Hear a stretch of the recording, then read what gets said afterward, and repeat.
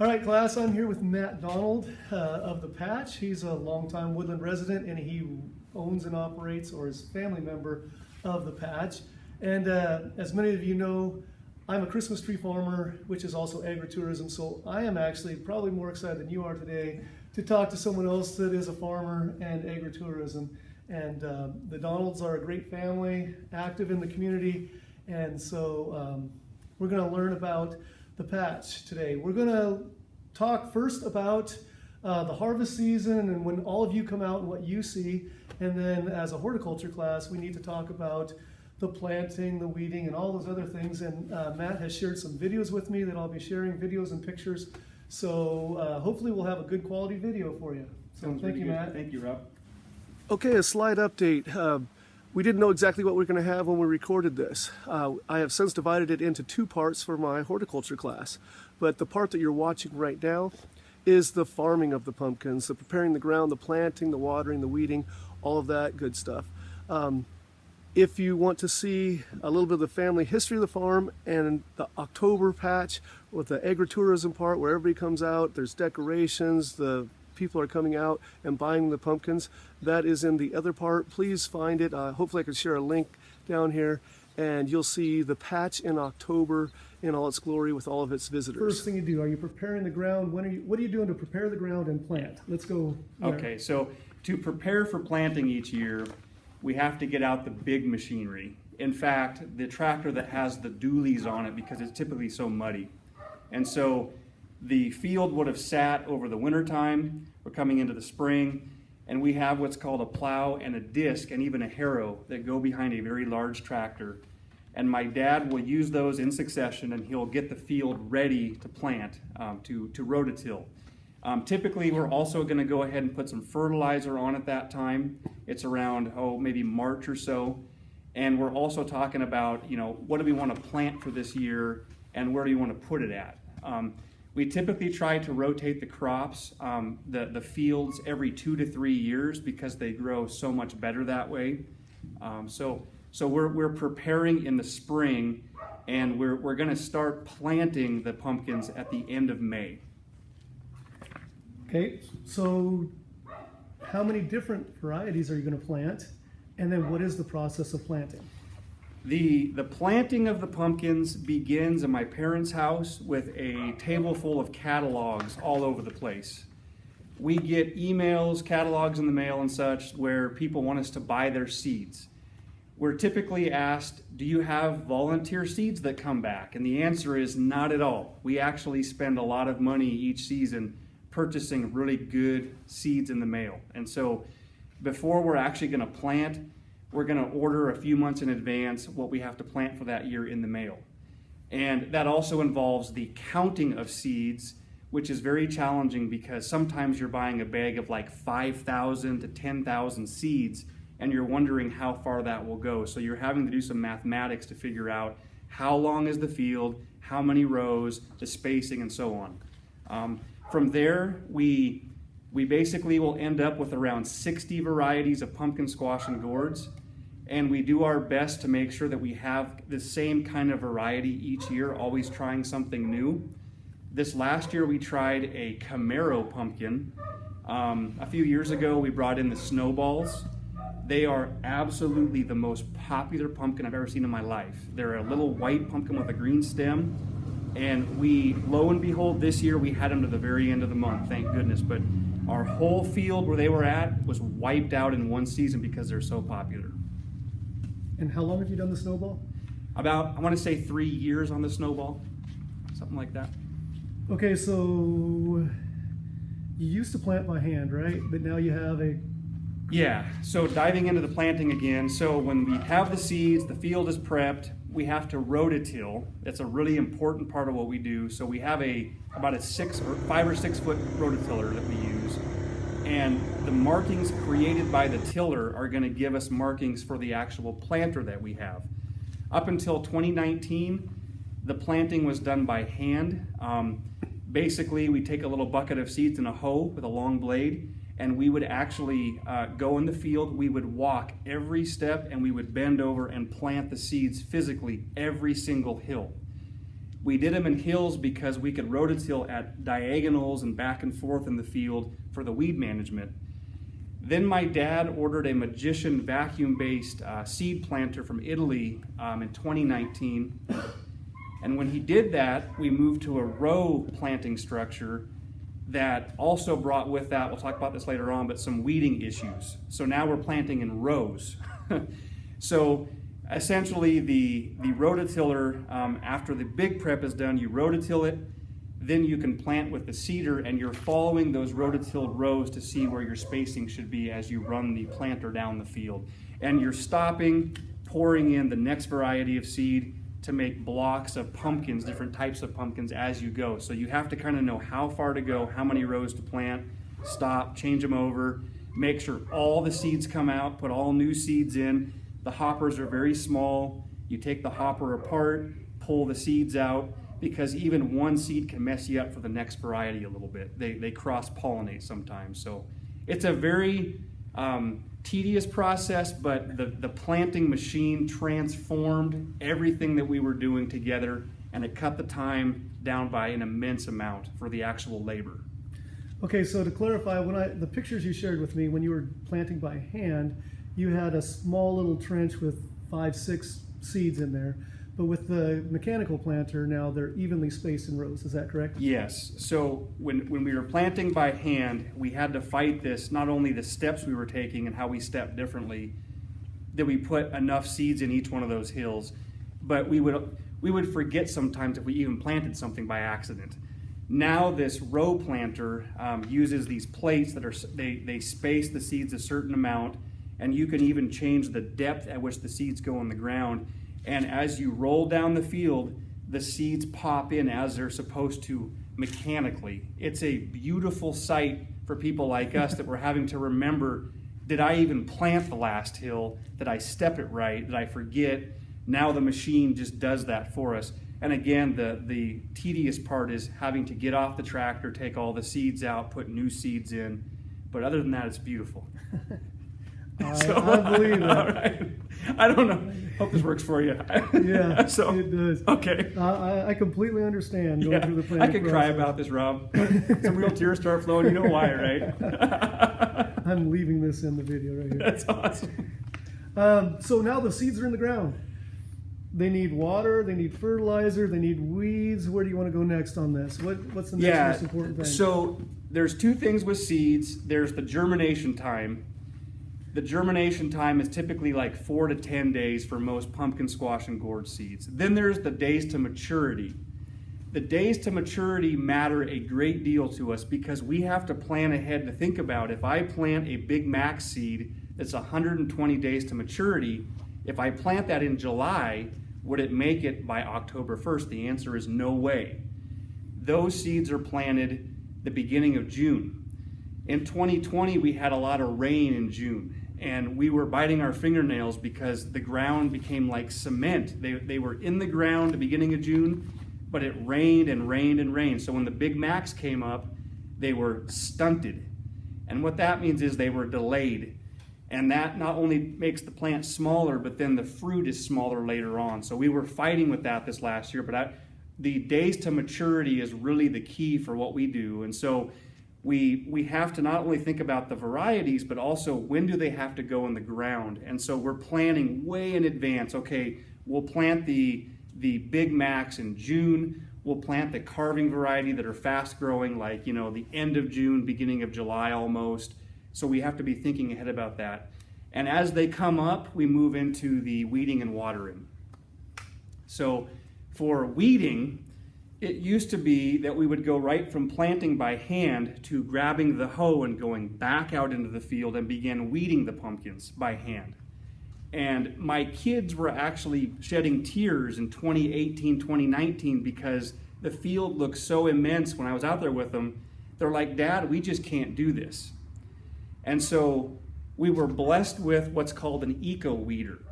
And an eco-weeder is basically a machine that 2 people run together in our operation that allows a tractor to drive very slowly down a row of very small plants, and by using handles, run little spindles in the ground that have little tines on them around each plant physically as you go. And so you drive that tractor, one guy drives the tractor, the person on the back is moving those handles, and you just go row after row after row across the field while the plants are small.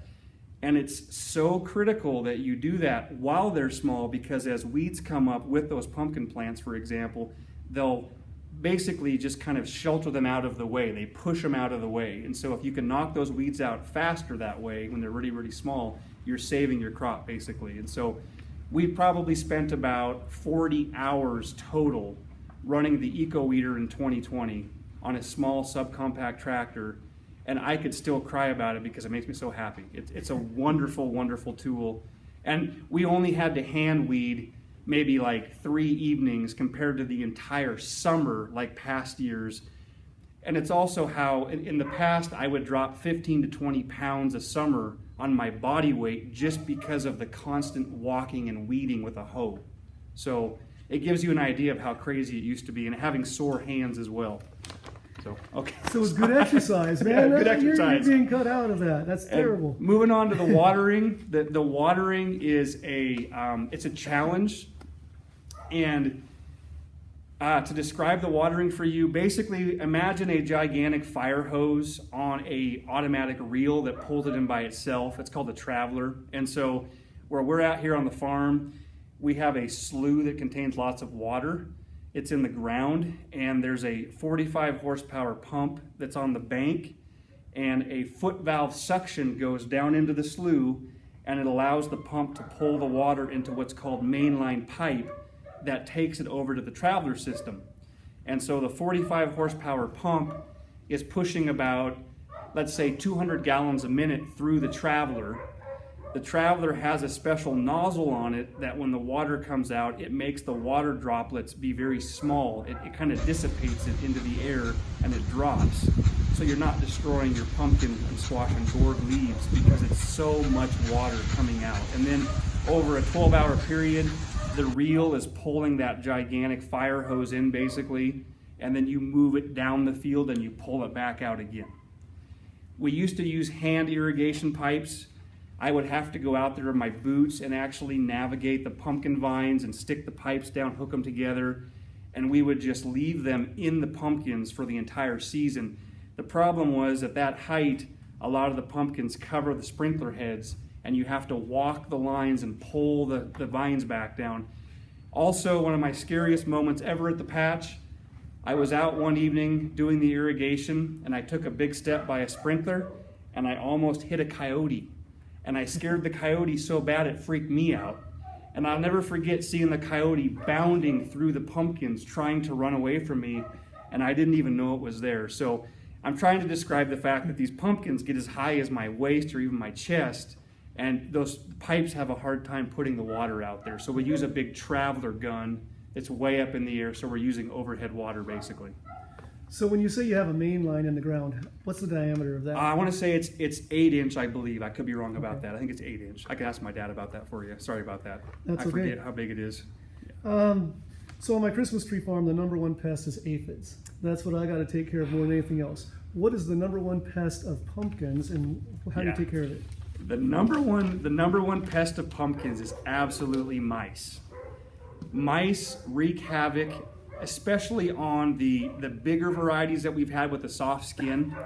They even make nests underneath the pumpkins to stay warm, and they eat on them during the cold October month. So what we've had to do over the years with the mice, we have to use bait.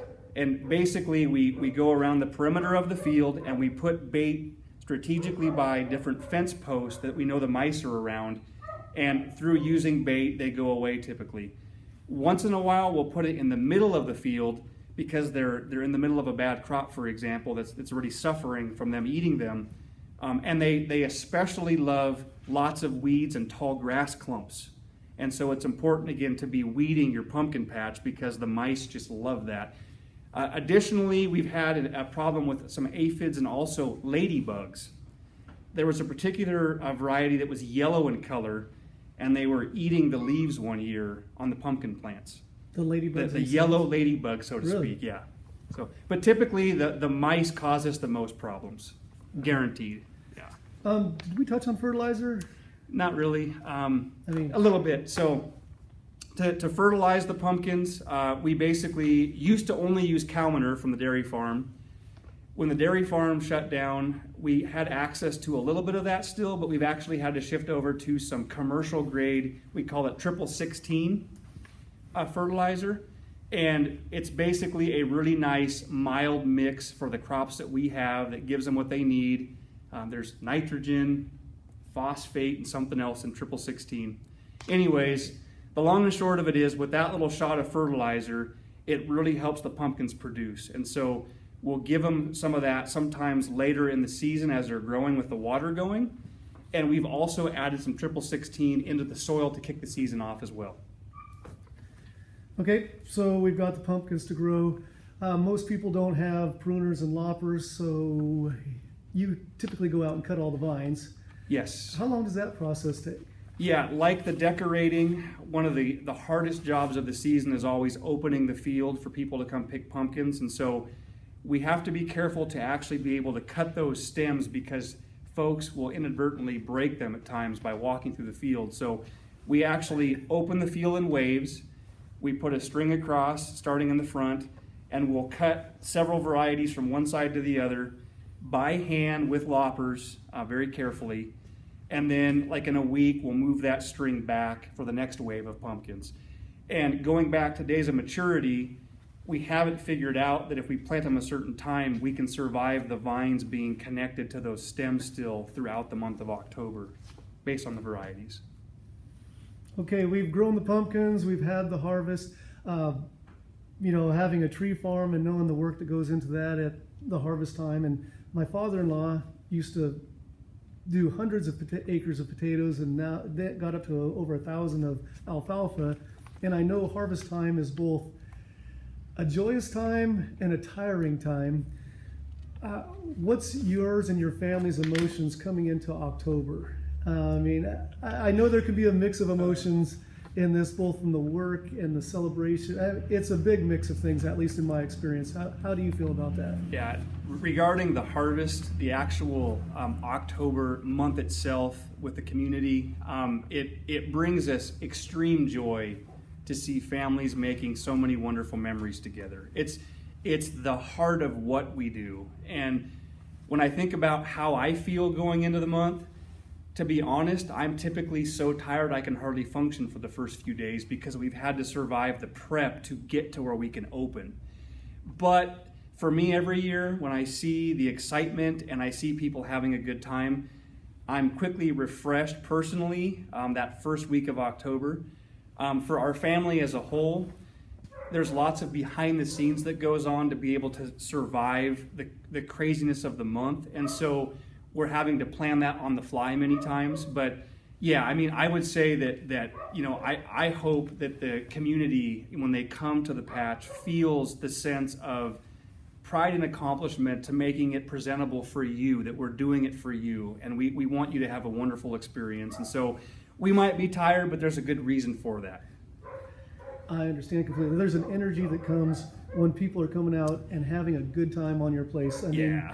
It's a good time. So speaking of that, do you have any end of season traditions when things finally slow down? Do you close it down with any traditions? Yeah, so the end of season, it used to be we'd have a gathering of all the help and family and friends to celebrate together and watch a video that recaps the season and also a photo contest video.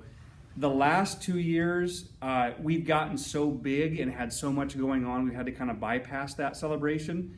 But I can tell you from previous years, we'd have a great time watching all these photo contest entries, all these people that really enjoyed their visit, whether it was by a photo op or the hayride, things like that. And so for now, for this season, we've just moved into our self-serve stand, selling the pumpkins in the field and things like that. But we used to always have a gathering each year after the season was over. Okay.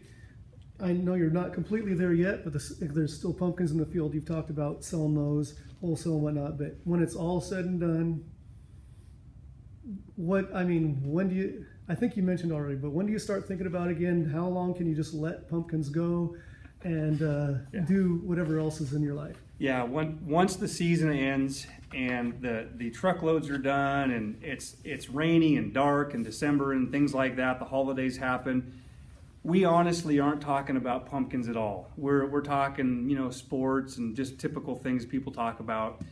When we round the corner after the new year and we think about the upcoming year, we're talking about, is it time for the patch again? Kind of kicking it around a little bit.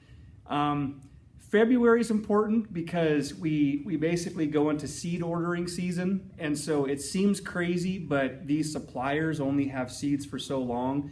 So I would say we have a window of about 3 months where we're not talking pumpkins. And it might sound funny, but when you talk pumpkins 9 months of the year, you're glad not to talk pumpkins for 3 months. So I'll leave it at that. Okay. Is there anything else you'd just like us to know? Kind of leaving it open-ended. If I could leave you with a parting thought from me on farming and I guess hobby farming, doing it on the side, I would say just be prepared for a roller coaster ride, because we talk about how things break with farming. Basically, there's variables that you can't control, and it can be anything from the weather, temperatures, precipitation. It could be fires and smoke. We actually had 8 days this last year in the summertime from the fires where we were hoping it would go away because the pumpkins were immersed in nothing but thick smoke and not turning colors. It can be pests, and it can be things like you just have a crop failure where you've purchased seeds from a supplier and lo and behold, it was a bad batch of seeds. So I would encourage you just to think about, when you think about farming and hobby farming, it's kind of like a roller coaster ride. You enter the season, you're excited, there's lots of work to be done, but ultimately the variables are out of your control, and you just have to do the best you can with what you have and stay positive. And so at the patch, we've done the best we can to roll with the punches, have crop failures, have mice damage, have terrible weather, have to buy semi-loads, spend lots of money sometimes and take a risk, in the end to know it's for the greater good of the farm, and hopefully it will work out. And I can say it typically does work out. Typically there's something that will give and it will all come back and be a good situation. But my goodness, it's like a crazy roller coaster ride sometimes as you go into that season and you come out of that season. And also it's a fantastic weight loss program. And I'll leave you with that. As you were going through the challenges, the struggles, and the joys, I was back here, wanted to shout a big amen, but I'd let you stop preaching first. I know. Because I understand completely. Thank you for your time. I also want to give a thank you to the Donald family, the patch in general. People that live in Woodland may know that we have a full-size sports field behind the Promise Church, and I had the privilege of putting that in and heading that up. And it was the patch's tractor and Luke that came down and started the preparation of the big field and got it to where I could put all the irrigation in and all the seeding and all that other stuff. And now it's the one big spot of green grass in the entire city of Woodland in the summers. And That's awesome. But the people at the patch helped get that rolling. So thank you for that.